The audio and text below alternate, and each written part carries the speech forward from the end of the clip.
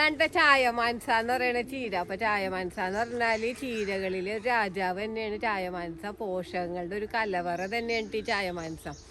അപ്പൊ ചായമാൻസ മരച്ചീര എന്ന് പറയും, ഷുഗർ ചീര എന്നൊക്കെ ചായമാൻസന് അറിയപ്പെടാറുണ്ട്.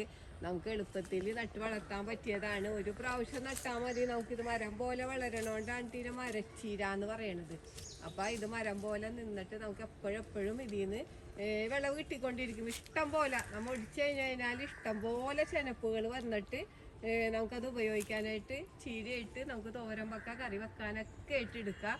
മരച്ചീനിയുടെ കുടുംബത്തിൽ പെട്ടതാണ്. അതുകൊണ്ട് തന്നെ മരച്ചീനിയുടെ ഇല പോലെ തന്നെയാണ് ഈ കപ്പയുടെ ഒക്കെ ഇല പോലെ തന്നെയാണ് ഇതിൻ്റെ ഇലകളൊക്കെ ഇരിക്കണ കണ്ട.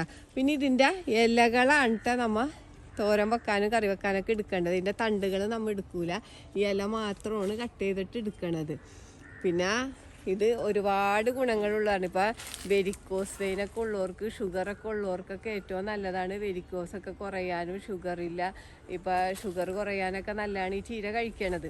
അപ്പോൾ ഈ ചീര നമ്മൾ എന്തായാലും നമ്മുടെ വീട്ടിൽ വച്ച് പിടിപ്പിക്കണത് ഏറ്റവും നല്ലതാണ്. ചായമാൻസ നമ്മൾ ഒരിക്കലും പച്ചക്ക് തിന്നരുത്, കാരണം ഇതിൽ ഹൈഡ്രജൻ സയനൈഡ് അടങ്ങിയിട്ടുണ്ട്. അപ്പോൾ കണ്ടത് ഇത് കണ്ട, ഇതൊരു വെള്ള ചെറ. അപ്പോൾ നമ്മൾ ഇതെങ്ങനെയാണ് ഉപയോഗിക്കേണ്ടതെന്ന് വെച്ച് കഴിഞ്ഞാൽ നമ്മൾ എല്ലാം അരിഞ്ഞിട്ട് വെള്ളം നന്നായിട്ട് തിളപ്പിക്കുക. അതിലേക്ക് നമ്മൾ ഇലകൾ അരിഞ്ഞ ഇല ഇട്ട് വെക്കുക. എന്നിട്ട് കുറച്ച് കഴിയുമ്പോൾ നമ്മൾ അത് പിഴിഞ്ഞെടുത്തിട്ട് ആ വെള്ളം കളയുക. ഇല മാത്രം നമുക്ക് തോരൻ വെക്കാനും കറി വെക്കാനൊക്കെ എടുക്കാം.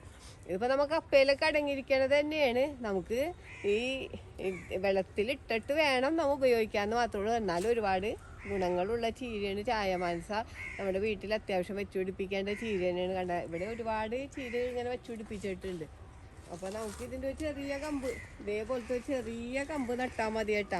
നമുക്ക് പിന്നെ ഒട്ടും തന്നെ നടേണ്ടി വരില്ല. ഈ കമ്പിൽ നിന്നിട്ട് വളർന്നിട്ട് നമുക്ക് നമ്മുടെ ആവശ്യത്തിന് വെട്ടി നിർത്താം.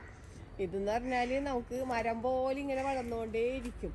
അപ്പോൾ നമ്മുടെ ആവശ്യത്തിന് കണ്ട ഇതൊക്കെ കട്ട് ചെയ്ത് കഴിയുമ്പോൾ നമുക്ക് ഇതേപോലെ ചെനപ്പുകൾ വരും. നമുക്ക് ഇതിൽ നിന്ന് ഇലകളൊക്കെ നമുക്ക് എടുത്തിട്ട് കറി വെക്കാൻ എടുക്കാം. പിന്നെ നമ്മൾ എടുക്കുമ്പോൾ ഇങ്ങനെ ഒടിച്ചെടുത്തു കഴിഞ്ഞാൽ ഒരു ഗുണം എന്ന് വെച്ചാൽ ഇത് അധികം പൊക്കം വെച്ച് പോവുകയുമില്ല. ചെനപ്പുകളൊക്കെ ധാരാളം വരും. യാതൊരു പരിചരണം വേണ്ട കേട്ടോ.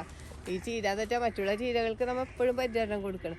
ഈ ചീരക്ക് യാതൊരു പരിചരണങ്ങളും വേണ്ട, വെറുതെ നട്ടു കൊടുത്താൽ മതി. പിന്നെ നമുക്ക് എപ്പോഴെപ്പോഴും നമുക്ക് കിട്ടുകയും ചെയ്യും. അപ്പം